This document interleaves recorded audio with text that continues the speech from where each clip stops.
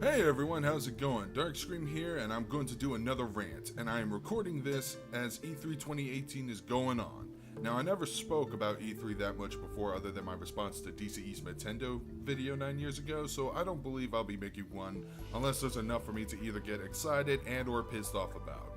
But I do have a video that's making me a little bit of both after seeing the trailer and most of the general reactions towards it. Now, I have seen the trailer for Dead or Alive 6, and as a fan of the series, the trailer looks pretty good so far. I mean, it was just one trailer, so it didn't really show off enough. It showed off a good amount of the characters that you've already seen in earlier games, like Zack and John Lee and Kasumi, Yuri Hayabusa, obviously. They've got some interesting levels. Like, my favorite level in that trailer was that underground bum stage that reminds me of that one stage in Tekken 5, except you can actually knock people into the crowds, and the people will actually violently shove the opponent back in the ring. They also said they were going to add some new added bells and whistles to the graphics engine, more dynamic lighting, the typical PR stuff. They also said characters are actually going to show more visible damage after a fight, and that's pretty cool and all. And they also have like this little neat feature that when a character does a brutal blow or something, the camera will actually zoom up on the opponent's face as they're receiving it. And I'm also not so sure about that shortcut combo button they were talking about. It sounds like they're jumping on the same bandwagon Persona 4 Arena Ultimax, Dragon Ball FighterZ, and King of Fighters 14 have. Hopefully it won't be game breaking.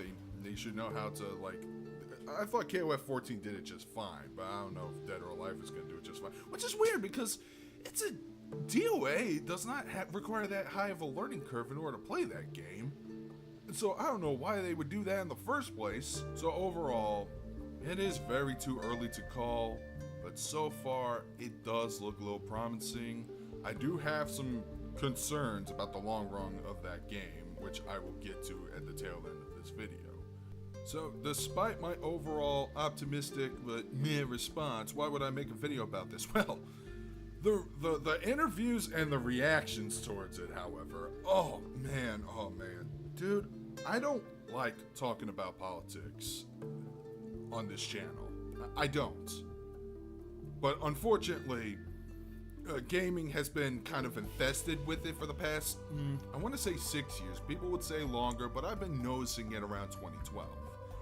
And yeah, you got SJWs, but you also have anti-SJWs. And honestly, as I said before on Big Al's channel, I am sick of fucking both. I really am. And the response to this trailer fucking proves my point. I can't stand it. Here, first off, let me just get to the IGN interview. So to start on the left side of things, there's this interview with the producer of Dead or Alive 6, written by, I'm scrolling through the article as I'm talking, so this part's gonna be a little rough, I'm sorry, by Ezra Crab. And one of the things that stick out about this article, and there's people who've been quoting it before, but one particular quote that doesn't get brought up a lot is when talking about the character design of Kasumi. So one particular quote that irks me is he says, "It goes without saying that this decision is heavily influenced by the fact that the industry is moving away from overtly sexualized female characters in general, but Team Ninja seems to have a concrete vision behind this shifted style. If you take a look at the game's concept art, you can see that Katsumi is no longer just a fantasy figure for young boys. She's a warrior!" Then the article continues to say, "In Dead or Alive 6, female characters' breasts no longer jiggle and bounce in the exaggerated fashion the series has become increasingly known for, and the costumes we have seen so far are less revealing. Female characters are depicted in a more natural way, which makes them feel more human and believable than before." Oh, it's pretty damn obvious and not at all surprising that the person who wrote this article never touched a Dead or Alive game in his life before.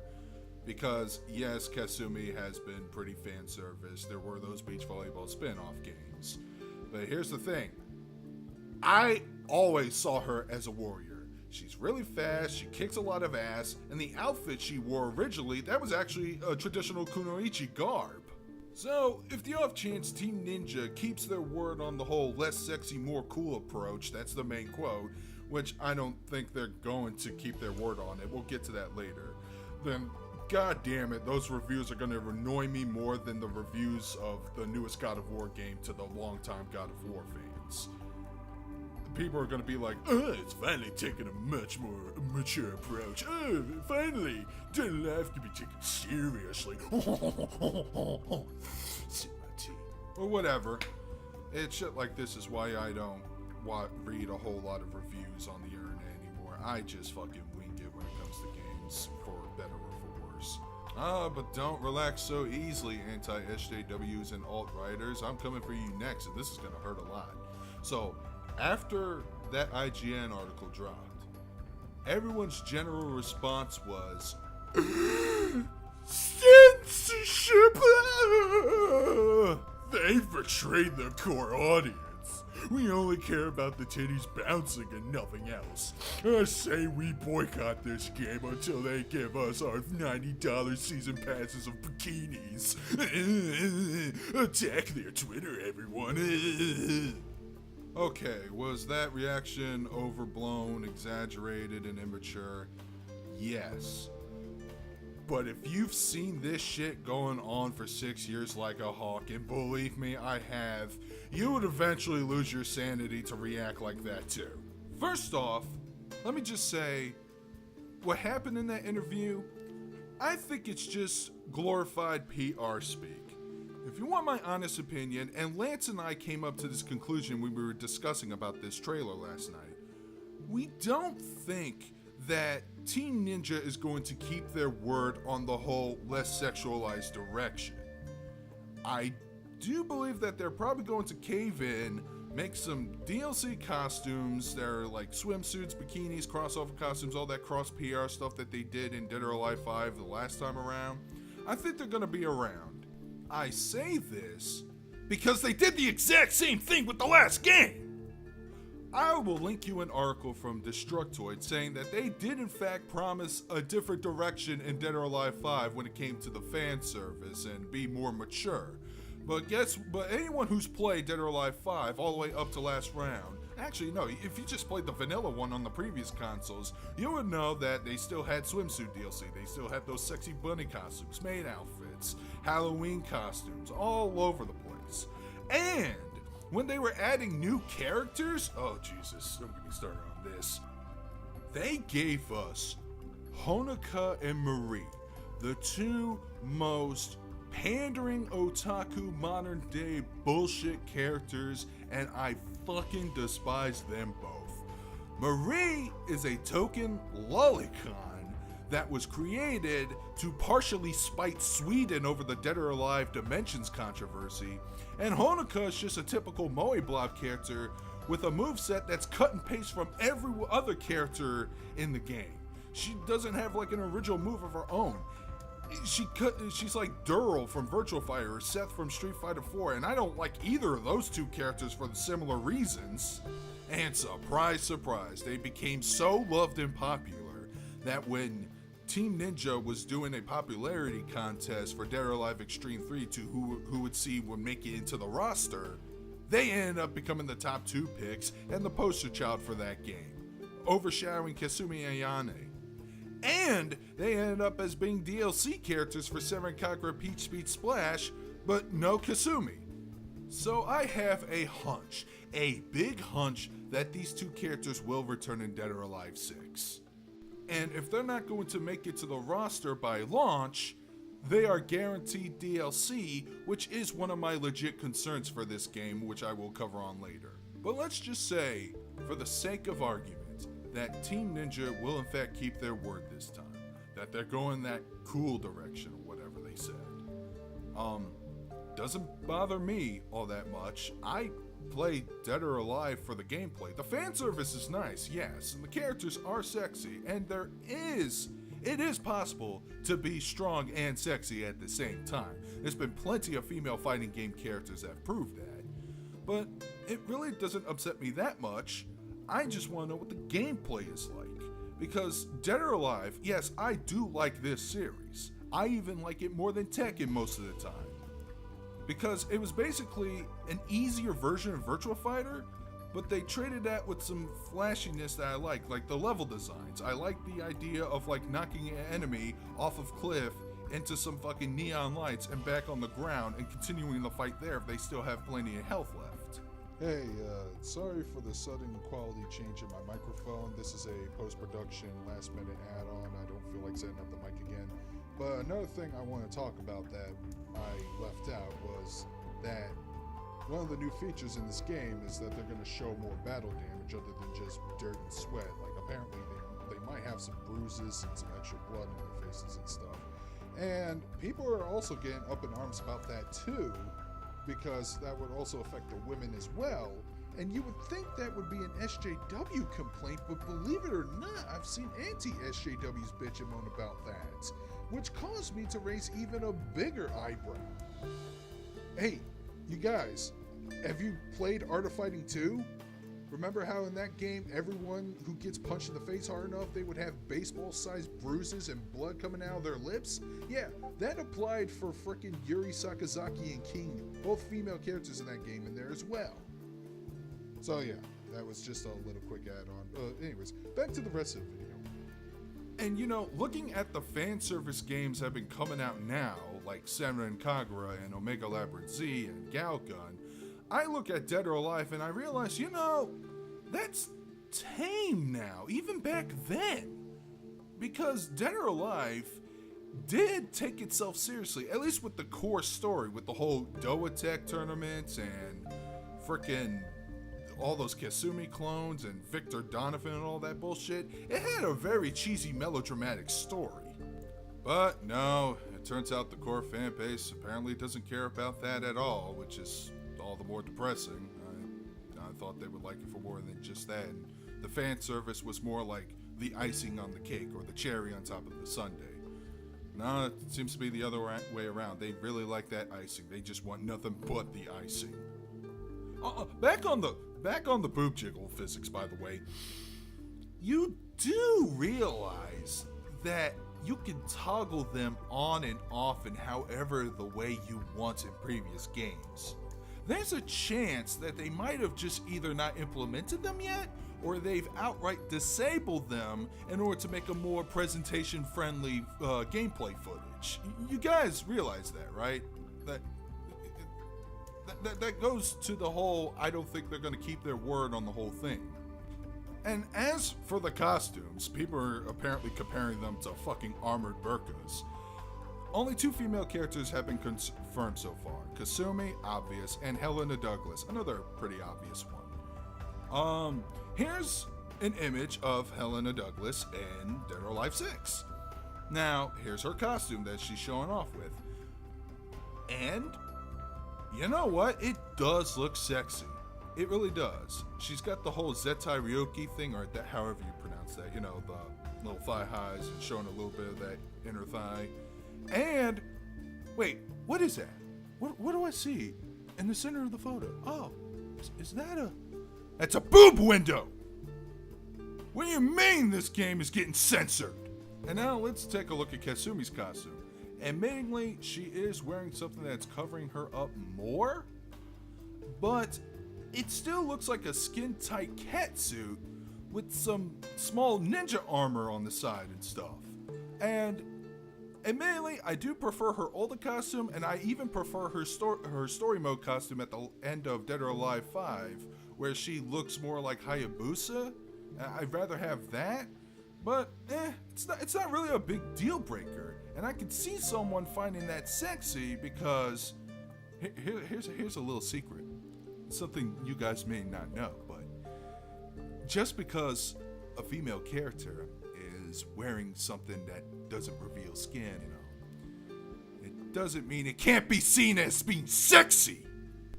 Sweet Jesus, these people are just as overreactionary as the SJWs they accuse of doing the same. It really irritates the hell out of me. And it's been like this for like several games. Like, some Canadian developer is going to be working on a side-scrolling Neptunia RPG, and the fact that they're Canadian, they immediately go, no, it's going to be run by cooks. Oh, Neptune is for forever.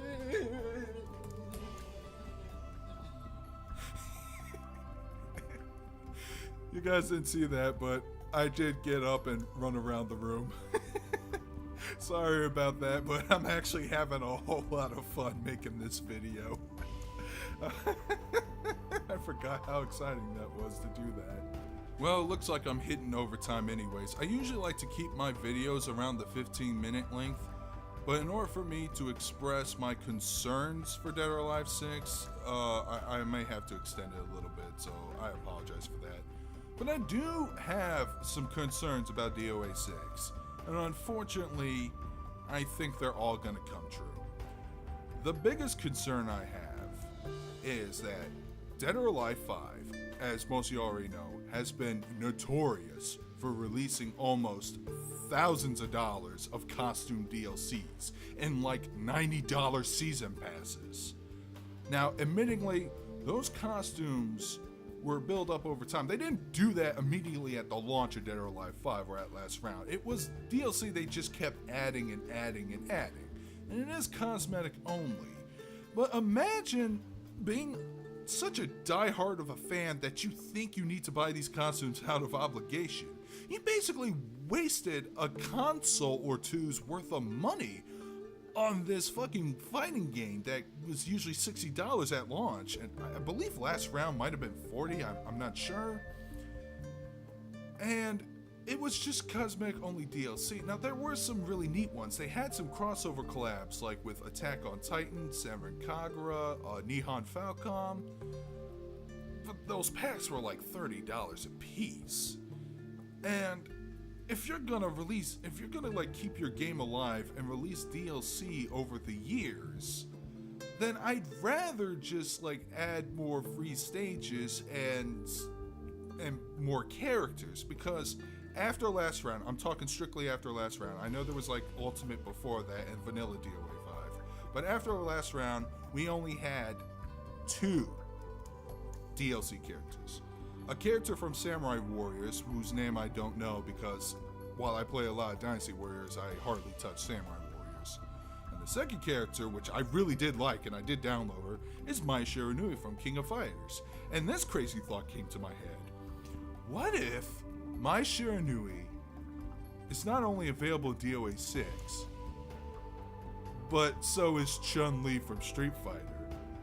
That's just a crazy theory I came up with, just to mess with the Capcom and SNK fans some more, because you know how Tekken 7 has Geese Howard and Akuma? Now those two can fight each other in a freaking Tekken game? Imagine doing the same with Chun-Li and Mai in Dead or Alive. The fans would be like, what's going on? Where's Capcom versus SNK 3? Okay, anyways, I'm sidetracking. But as I said, oh no, we should have more DLC characters if you're gonna do a service like that. Then I realized, no, Darkscream, that's actually kind of a dumb idea, because we don't know what the roster DOA 6 is going to have at launch. Now, my prediction is it's going to be big, but not as big as DOA 5 last rounds, which means a couple of characters are going to get cut out. We're probably not going to have Phase 4, or Alpha 152, or maybe not even Neo Tengu. No, that's just a theory, or Ein. But they might re-release those characters later down the road as DLC. And that's a red flag to me. If I want a DLC character, I want either someone fresh and new or a guest character from another IP. And if Honoka and Marie, those two scumbags, don't make it at launch, oh yeah, they're gonna release them as DLC. And here's the sad part, they're gonna make a ton of money doing that. Now, I remember in the interview saying that when it came to the costume DLC, that they said, oh, we don't know yet, that's down the line. That basically means that there's a good 80% chance that they're gonna fucking do that. And I heard a rumor going around saying that they may not have tag battle mode anymore, which sucks because that's a fun feature that's been around for almost all the Dead or Alive games since the first one. And now, thanks to Street Fighter V putting this paranoia in my head, I have to wonder if that game's even going to have enough content to justify the $60 price tag at launch. I have to find out whether or not the game has an arcade or a story mode. The thing Street Fighter V didn't have at launch and made me feel like an idiot. And so far, Tina, Hitomi, and Ayane haven't been confirmed. Those are my top 3 favorite characters in that game. I mean, there is a high chance that they'll most likely make the cut, but Tina did not make the cut in Dead or Alive Extreme 3. How fucking sad. It's like Japan hates Americans or something. I'm just kidding. So, yeah, those are my concerns for Dead or Alive 6, and like I said, they'll most likely be true. I can easily ignore most cosmetic DLC, but the fucking character DLCs, which they probably will adapt to that road. Oh man, I just hope they're not idiots with it. Because I'm going to be honest, Dragon Ball FighterZ, I haven't picked up any of the new DLC characters yet. Because I really don't care for Broly, Bardock, Zamasu, or Vegito as characters. Their playstyles are probably great, but I don't know, it just doesn't seem worth the extra $35 season pass. Well, that's all I got to say about my Dead or Alive 6 rant. It's been a while since I did something like this. It was actually fun to make, as you can tell from my recordings. Hopefully I'll get another review out by next week, and then I did say I was going to do a Bubblegum Crisis review afterwards, but who knows. But yeah, what do you guys think about Dead or Alive 6 so far? You think I'm crazy? You're looking forward to it? Do you not care about Dead or Alive at all? If so, why did you sit down and watch this video? I'm curious. And really, that's all I gotta say. I hope you guys enjoyed it. Leave a comment if you wish, and this is Darkscream signing out.